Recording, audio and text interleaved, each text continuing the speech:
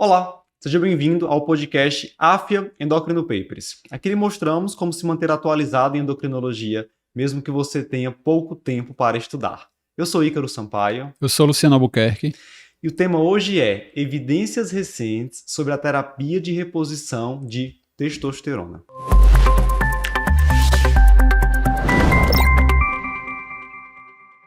Luciano, nós tivemos em 2023 a publicação de um estudo muito importante, muito aguardado, que foi o estudo Traverse, que desde então vem trazendo novos conceitos, novas ideias sobre a terapia de reposição da testosterona, sua segurança cardiovascular, seu possível impacto sobre evolução do pré-diabetes, sobre saúde óssea e também sobre melhora de sintomas relacionados à disfunção sexual. Perfeito. O Traverse, o estudo inicial publicado ano passado, ele buscava avaliar a segurança cardiovascular da testosterona, mas depois saíram alguns subtrials, braços do Traverse, que avaliaram efeitos sobre a evolução do pré-diabetes, efeitos sobre sintomas de disfunção sexual e também efeitos sobre a saúde óssea. E é sobre esses trabalhos, o estudo principal e os subtrials, que a gente vai falar hoje. Perfeito.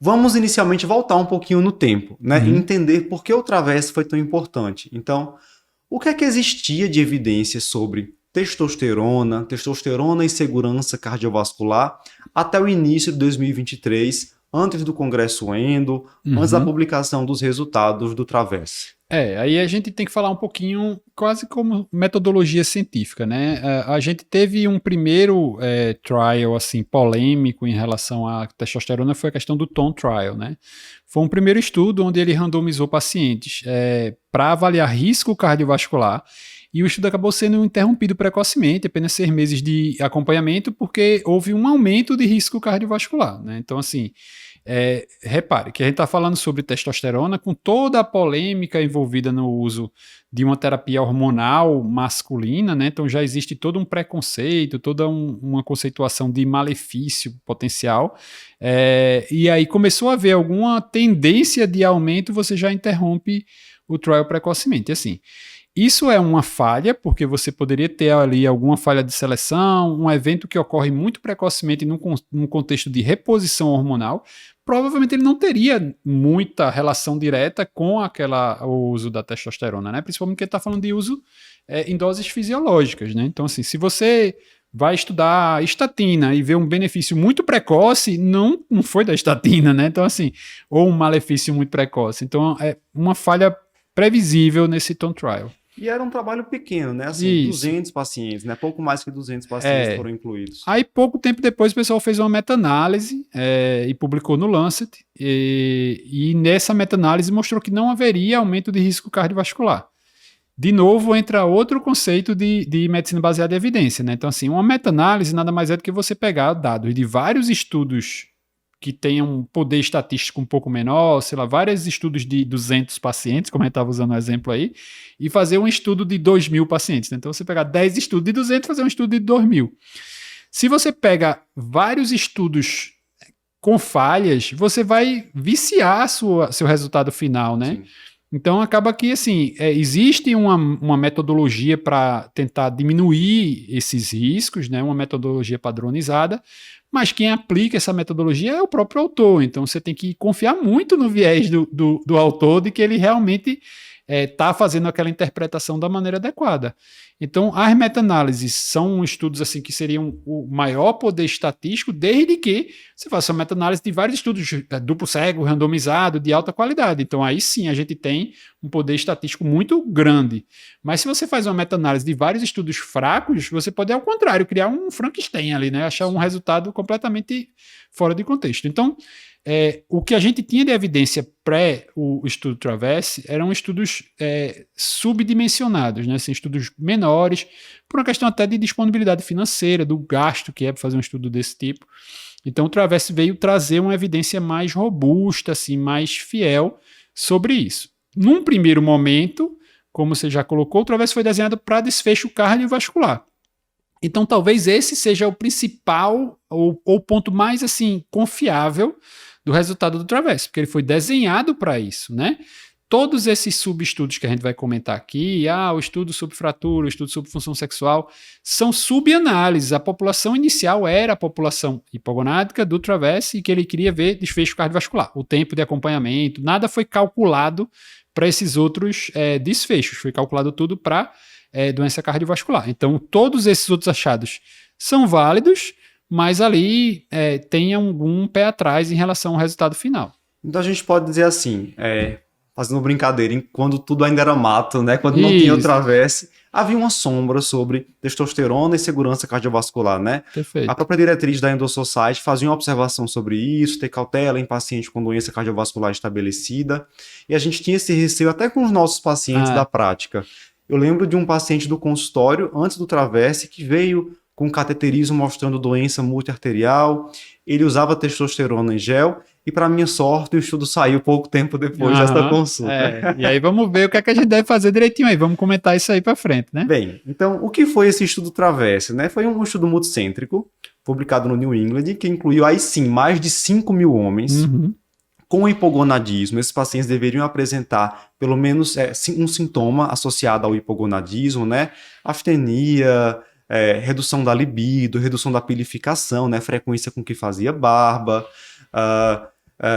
redução da força muscular, enfim, qualquer sintoma que pudesse ser atribuído ao hipogonadismo, mas a evidência laboratorial, duas dosagens de testosterona abaixo de 300. Então, eram pacientes, isso tem que ficar muito claro, com hipogonadismo. Por quê? Porque a gente teve, na época da publicação do estudo nas redes sociais, falando-se sobre a testosterona é segura do ponto de vista cardiovascular, então podemos utilizá-la como bomba, né? Como anabolizante, não é o caso. Exato. Então, o estudo para paciente doente, paciente com hipogonadismo. Esses pacientes foram randomizados em 2 grupos, um grupo para testosterona gel e outro grupo para gel placebo, e a ideia era ver realmente não inferioridade da testosterona em relação ao placebo para eventos cardiovasculares. Dados interessantes desse trabalho, Luciano.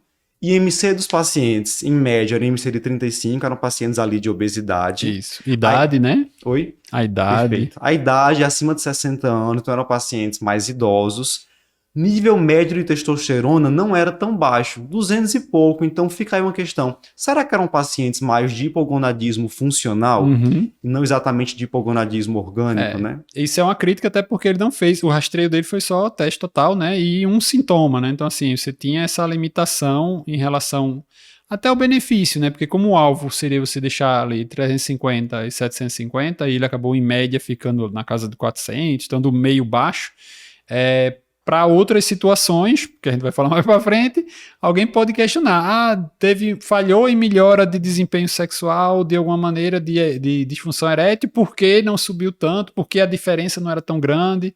Então isso gera ali alguma polêmica em relação a alguns achados. Já estou dando spoiler aqui. E esse é outro ponto importante, porque a ideia do trabalho era fazer a testosterona para manter a testosterona sérica em níveis fisiológicos. Isso. Entre 350 e 750. Então ninguém foi mantido ali em nível suprafisiológico. Isso. Outra coisa que reforça que é um trabalho para pacientes que foram submetidos a um tratamento sério, né? A gente não pode extrapolar isso para quem usa para outros fins. Perfeito. Muito bem. E a partir daí, considerando esses pacientes que eram pacientes de alto risco cardiovascular, a maioria deles, inclusive, com evento cardiovascular prévio, o que a gente teve de resultado, Luciano? A gente teve esse resultado de segurança cardiovascular, né? De não inferioridade. Foi atingido, né? O número de eventos é outro destaque importante, né? Acabou que, se você pegar o total de eventos, o total de desfechos duros que ocorreram, né? O desfecho estudado foi o 3-point MACE, né? O famoso, onde a gente coloca morte cardiovascular, AVC ou IAM não fatal. Por que isso é importante? Porque é desfecho que você não tem como dizer que não houve o desfecho, né? Adjudicado, existia uma confirmação daquele desfecho. E o total de eventos foi maior do que a soma dos outros estudos anteriores. Pegar o tom, a meta-análise, assim, não chegava ao número total de eventos. Salvo engano, foi mais de 300 eventos. 372 eventos. Isso, mais de 300 eventos no total. Então, assim, um número bem robusto para mostrar que realmente tem segurança. Porque às vezes você pode dizer, peguei ali os pacientes, acompanhei 2 anos e teve muito pouco evento, aí não aumentou o evento. Mas não aumentou porque ninguém teve evento. Mas assim, A gente viu que ocorreu um número razoável de eventos, né? Numa população de 5 mil, você pegar ali 300, 400 eventos, é um número bem significativo, e não mostrou aumento no subgrupo que estava usando testosterona. É um follow-up razoável, paciente com mais de 60 anos, acompanhado quase 2 anos de tratamento consecutivo, né? Colocando para níveis fisiológicos. Então, assim, o objetivo realmente era mostrar que não tinha aumento de risco, né? Não está falando de proteção, mas está falando de que não existe aumento do risco, então ocorreu tudo bem, e isso é o mais importante. E aí, houve nesse trabalho também algumas coisas inesperadas pro lado ruim. Então, por exemplo, aumento de arritmias não fatais, lesão renal aguda foi visto também, né? Isso, mas aí entra naquele outro contexto, Ícaro, quando a gente fala principalmente do número de eventos que ocorrem, né? Então, assim, a gente teve, por exemplo, um aumento no número de fibrilação atrial. Aí você vai ver lá o número de eventos, foi, sei lá, 10 num grupo, 2 no outro, então aumentou. Realmente aumentou, foi 5 vezes mais, mas assim, o número de eventos, se pegar uma amostragem de 5 mil pacientes, 2.500 em cada braço, ter aquele número muito pequeno, isso é o que a gente chama na metodologia de um gerador de hipótese. O estudo não foi desenhado para avaliar essa situação de arritmia, né? Repare que ele fazia várias subanálises, então, digamos, ele queria avaliar função sexual, então ele estimulava o paciente a responder sobre aquilo, então de repente o paciente pode ter associado a alguma situação, algum remédio para disfunção erétil no meio da história ali escondido, pode ter tentado mais atividade, a história de fratura pode ter tido um aumento de atividade física porque estava usando testosterona, então tem todo um contexto aí.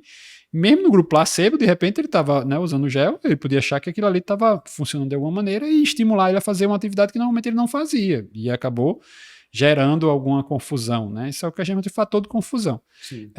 Não vamos, assim, colocar aqui de maneira nenhuma que porque aumentou a fibrilação atrial, houve mais casos de fibrilação atrial, a testosterona aumenta, né? Assim, não é por aí. É que no estudo observou-se um aumento de alguns desfechos inesperados, né? Não foi só esses daí, um bocado para frente. E acho que você resumiu bem. Ele vai funcionar agora como um gerador de hipóteses para outros trabalhos que possam avaliar esses desfechos de forma separada, né? Eu acho que a grande coisa é que o exemplo que você deu antes, né? Se você pegar um paciente que tenha realmente risco cardiovascular aumentado, você está facultado e o paciente seja hipogonádico, esteja com sintoma de hipogonadismo, esteja laboratorialmente com hipogonadismo, é seguro usar testosterona.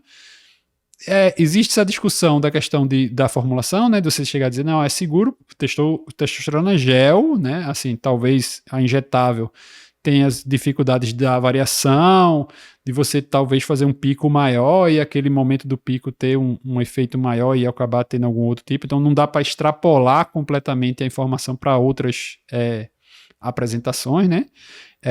Mas mostra essa segurança cardiovascular em você fazer uso do tratamento de reposição hormonal. A gente não está falando de suplementação, de dose suprafisiológica e nada disso, né? Dentro do contexto do estudo. Maravilha. Então até aqui a gente discutiu aspectos muito importantes da terapia de reposição de testosterona, falando especificamente do estudo Traverse, o que ele mudou em relação à andrologia nesse último ano.